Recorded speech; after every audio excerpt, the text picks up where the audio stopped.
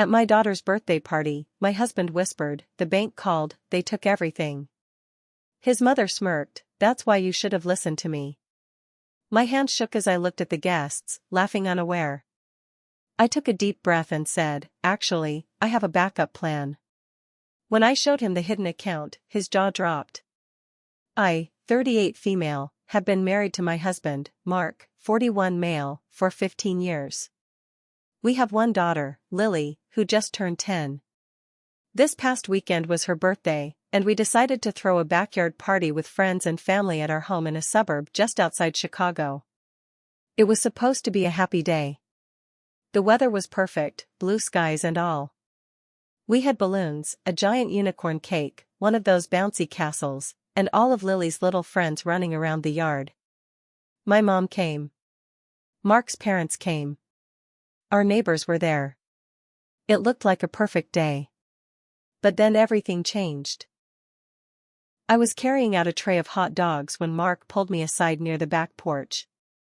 I thought maybe something small had gone wrong, a guest had parked in the wrong spot, or we ran out of drinks. He looked pale, like he hadn't slept in days. Then he leaned in and whispered, the bank called. They froze our accounts. Everything's gone. I felt like my whole body stopped working for a second. I couldn't even understand what he meant. I just stared at him. What do you mean gone? I asked, trying to keep my voice down. There were kids just feet away. Mark looked at me, dead in the eyes. Everything. The checking account. The savings. All of it. We have nothing left. I thought I misheard him. My ears were ringing. The laughter and music in the background felt like it was happening in a different world. Then his mother, Eleanor, who must have been eavesdropping, walked up behind him and said, with this smug little smirk, that's why you should have listened to me. She didn't say it out loud, but her tone was clear, she had warned him about me. About us. About how I wasn't careful enough or supportive enough or whatever nonsense she always threw at me. My hands were literally shaking. But I smiled. I looked her right in the eye, then looked at Mark, and I said, actually, I have a backup plan. Mark blinked, like I had just slapped him in the face. Eleanor frowned. I motioned for them to follow me inside. We walked into the kitchen, away from the noise and the guests, and I finally let my smile drop. I've been putting money aside, I said. 4 years. Mark just stared.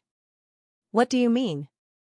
Let me pause here and explain something important. This wasn't just about money. This was about trust. Mark had always been a bit careless with finances. High-risk investments, spontaneous purchases, it'll pay off, trust me, kind of guy. I used to argue with him, try to budget together, but he'd always say he had it under control. When I brought up concerns, he'd accuse me of not believing in him. So one day, I just stopped arguing. I started putting money away quietly. I had no idea if I'd ever need it. But I had Lily to think about. Anyway. Back to the kitchen. Mark started pacing. This can't be happening. I thought I had more time. The stocks were supposed to bounce back.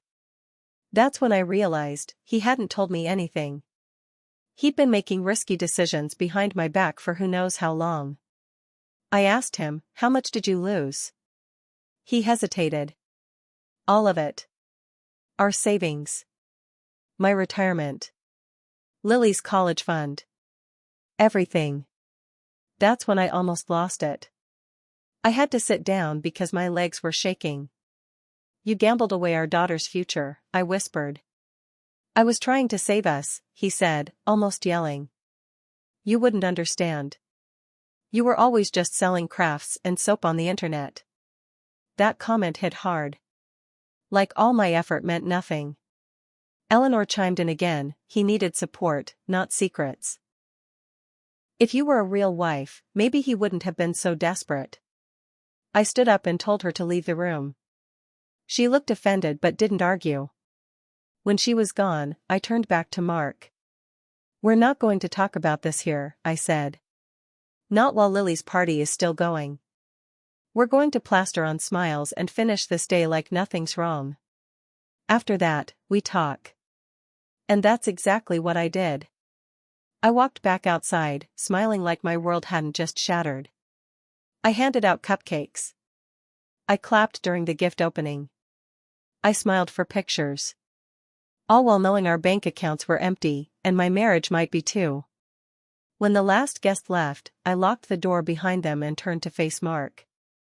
I told him to start talking. No lies. No excuses. He finally admitted he had been taking money from our accounts for the past year.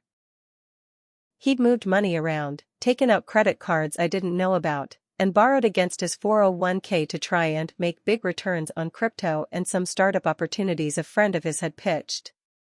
I had never heard of any of this. I asked him what his plan was when we ran out of money. He looked down and said, "I didn't think we'd run out." He hesitated. Then said the name of a woman he worked with. I knew her. We'd had dinner with her once. She complimented my lasagna. I sat down. I didn't even cry. I just sat there and stared at the wall.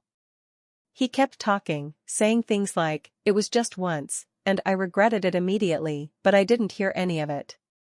And here's the thing, I wasn't even surprised. Somewhere deep down, I think I always knew. Not the details, but that something was wrong. The lies. The late nights. The way he stopped looking at me the same way. That brings us to now. This all just happened days ago. I haven't told Lily anything. I don't plan to, not yet. She deserves to enjoy being a kid for a little longer. I haven't made any final decisions. The hidden account has around $42,000 in it. I've already started transferring it into a separate bank. My name only. I'm looking into lawyers. I'm also meeting with a financial advisor this week. I've told Mark he's sleeping in the guest room until further notice. Eleanor hasn't called. Thank God for that. There's a lot more to figure out. A lot more I want to say. But for now, I'll stop here. If anyone's been through something like this, I'd really appreciate your advice. What would you do? If you didn't read my original post, the short version is, my husband Mark lost all our money, I mean everything, through secret investments, then dropped the news at our 10-year-old daughter's birthday party. Right in the middle of the celebration, he whispered, "The bank took everything." Then, his mother smirked and basically blamed me. And if that wasn't enough, a few hours later, Mark admitted he had cheated on me. But now there's more. A lot more. 3 days after the party, I got a phone call from a number I didn't recognize. I usually don't answer those, but my gut told me to pick it up. "Hello?" I said. The woman on the other end paused for a second. Then she said, "Is this Anna?" I said yes, and then she dropped a bomb, "I'm the one Mark's been seeing." Or, was. I think you should know the full story. I felt my blood run cold. I quietly walked to the other room, closed the door, and sat down. My hands were shaking. She said her name was Tara. She worked with Mark.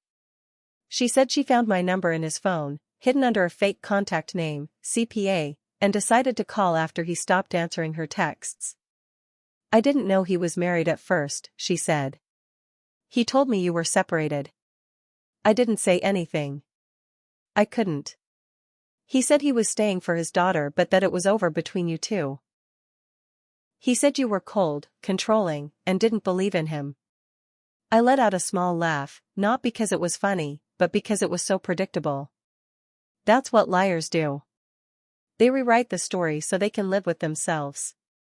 Then she said, "He told me he was going to ask you for a divorce soon. That he just needed time to figure things out financially." I didn't respond. My heart was pounding so loud I could barely hear. He said, "No, Anna. I was going to fix it first."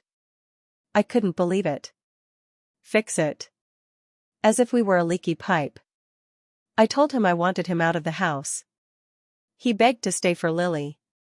I said fine, for now. But he's not sleeping in our room. He's not touching me. And he's not getting access to my hidden account. Period.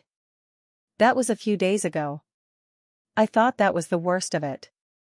I was wrong. Yesterday, I went to the bank to pull some documents and check on the account I opened. The banker, a kind woman named Diane, said she needed to verify some paperwork from the joint account Mark and I used to have. While we were talking, she pulled up a transaction history and paused. "Are you sure you didn't approve these?" she asked. I leaned over the counter and looked. There were 3 wire transfers totaling $18,000 over the past 2 weeks.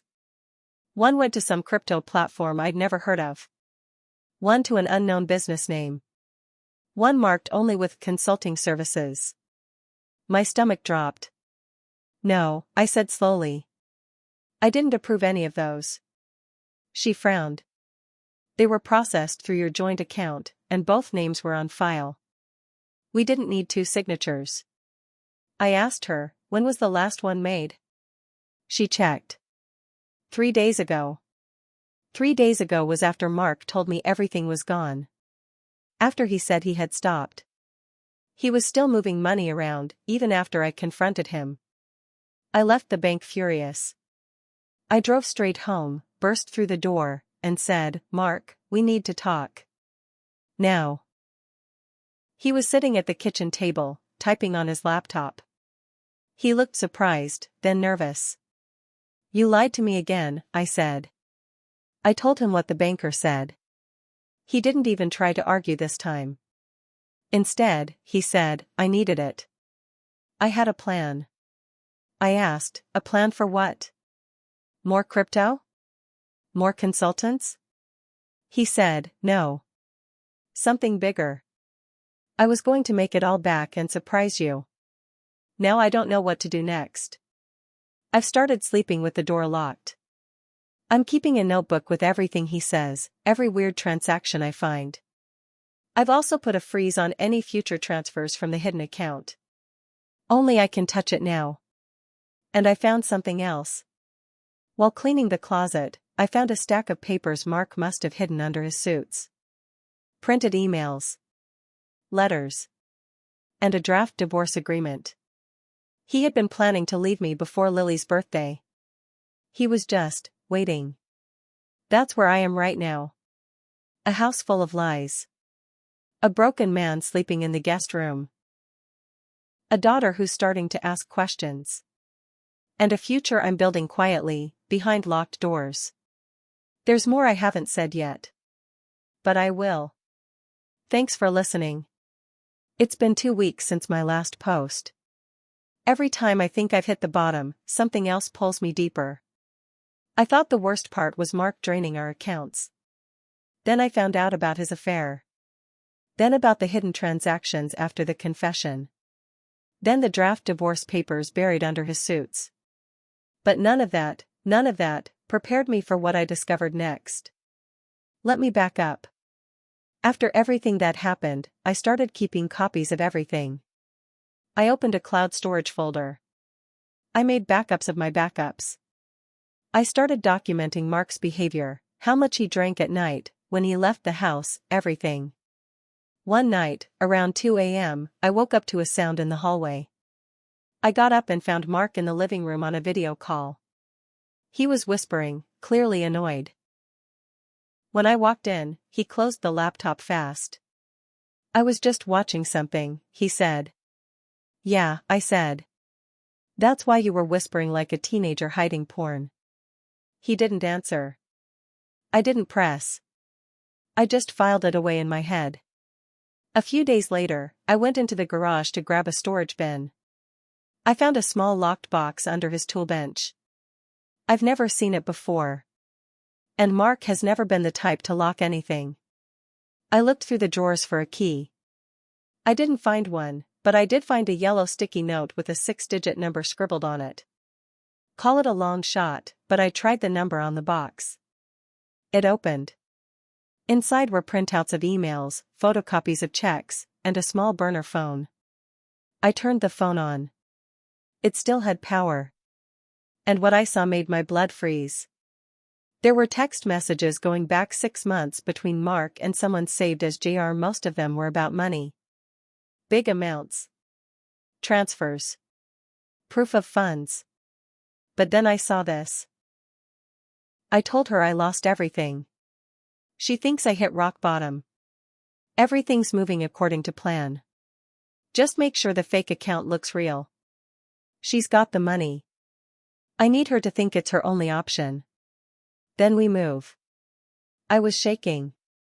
I reread those texts 100 times. It wasn't just an affair. It wasn't just bad investments. Mark was conning me. He knew about my hidden account. He wasn't just guessing. He knew. He was playing a long game, making me believe we were broke, that he was desperate, that I had to save us, so I'd tap into my emergency money. So he could then quietly get his hands on it. He wanted me to be the lifeline, so he could pull me under with him. I took photos of everything and stored them on my cloud. Then I called a lawyer. Not just a divorce lawyer, a criminal lawyer. I needed to know what my options were if this escalated. Then I did something I wasn't sure I was ready for. I called Tara. The other woman. She was shocked to hear from me. But when I told her what I found, she said, I knew something was off. He kept asking me weird questions about opening joint accounts and transferring funds. We talked for almost an hour. I asked her to send me anything she had, emails, texts, whatever.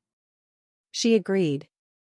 And later that night, she sent me a screenshot of something that confirmed everything. Mark had asked her, do you think she'd believe we were serious if she saw something from a lawyer? That's when I knew the draft divorce paper I found wasn't a pre-step to leaving. It was a prop. Mark was trying to make me believe he was falling apart, financially and emotionally, just enough for me to pull out my emergency stash, mix the money again, and then he'd leave me once he had his cut. He never lost everything. He moved it. I remembered the wire transfers Diane at the bank showed me. 2 of them were to businesses I couldn't find online. But one. I looked up again. This time, I noticed something weird in the business address. I googled the address and saw it was actually a P.O. box in a UPS store downtown. I drove there. I asked the guy at the counter if he knew who rented that box. He said no, they're not allowed to say. I told him, look, this is my husband. He's hiding money. I'm not asking you to break rules. I just want to know if the name on file matches what I think. I wrote down Mark Williams. The guy glanced at the screen. They said a woman had shown up asking to sign Lily out early. Said she was a family friend. But Lily didn't recognize her, and the school refused. When I asked if the woman gave her name, the secretary said no, but she left in a black car with tinted windows. I asked Lily about it. She said the woman looked familiar, like someone Daddy showed me in a picture. I asked her to describe the woman. Blonde. Tall. Red lipstick. It was Tara. I called Tara that night. She swore she hadn't gone near the school. Was he trying to set Tara up? I have no answers right now. Just fear. So here I am. Still pretending. Still acting. Still collecting every scrap of truth. Because the game's not over yet. And if Mark thinks I'm going to play it his way, he has no idea what's coming. I guess this is the part where everything unravels. I had not invited her. I had not even told her about the recital. So how did she know? That's when it clicked. Mark told her. They'd still been in contact. Even after everything. The anger rose in my chest so fast I thought I was going to pass out. I waited until the applause died down, until the kids left the stage, and then I stood up, walked right to the center of the gym, and said, everyone, sorry to interrupt. I just need a minute. The whole room turned toward me. Mark looked confused. Tara froze. My mom, sitting with Lily, shook her head slowly, a silent please don't, but I was already moving. I think it's important people know who they're dealing with, I said, my voice louder than I meant it to be. That man, I pointed to Mark, is not just a bad husband. He's not just a liar. He's been stealing. Hiding money. Planning to leave me and take our daughter. Gasps. Whispers. One of the teachers actually stood up, not sure if she should step in. Mark stood too. Anna, stop. Not here. But I didn't. I pulled out my phone and held it up. These are texts between him and someone named JR planning how to fake a financial collapse so I'd dip into my emergency savings. So he could take it. I turned the screen so people could see. Tara started walking toward me, panicked. I didn't know he was still talking to me behind your back, and suddenly, it was like the fight drained out of me. I looked at her. Her wide, confused eyes. I walked over, knelt down, and whispered, I'm sorry, baby. This isn't how you should have found out. Mark stepped forward. Anna, please. But I stood up, faced him, and said the words I'd been holding back for too long, we're done. The aftermath hit like a wave. Mark stormed out. His parents called me that night, demanding an explanation. I told them everything. Eleanor tried to defend him at first, then went quiet when I mentioned the burner phone and P.O. box. I haven't heard from her since. Tara sent one final message, I'm sorry for everything. I didn't know how deep it went. I didn't respond. Some things don't deserve closure. The very next morning, I called my lawyer. The divorce papers were filed that week. The private investigator confirmed JR's identity. It was one of Mark's old college friends who had helped him disappear money through a fake business name. I've handed everything over to the authorities. There might be charges. I don't know. I don't care anymore. I moved all the money from my hidden account into a secure trust, only accessible to me and eventually Lily when she turns 21. Mark will never touch a cent of it. He's moved into a rental apartment in the city. We communicate only through a parenting app now. Lily sees him every other weekend. I don't ask her what happens there. I just make sure she knows that I'm her anchor. As for me? Some nights, I still cry. Not because I miss him, but because I loved someone who turned out to be a stranger. Someone who used my kindness against me. Someone who looked me in the eye while building a trap behind my back. I'm seeing a therapist now. I journal a lot. I walk. I breathe. I protect my peace like it's sacred. My mom moved in for a bit to help. My friends have surrounded me with support I never expected. One of my neighbors, bless her, left a bottle of wine and a note that just said, "You're stronger than you think." And maybe I am. I'm not going to pretend like I've got it all figured out. I still wake up some mornings feeling raw. But I'm also waking up with clarity. With control. With truth. That love without trust is just a slow betrayal. That your gut is smarter than your heart. And that backup plans can save your life, even when they start out as secrets. I don't know what the future holds. But I do know this, I will never be fooled like that again. I will never let anyone rewrite my story while I'm still living it. And I will teach my daughter what strength really looks like. Even if it comes from pain. Even if it starts at a birthday party with a whisper that changed everything.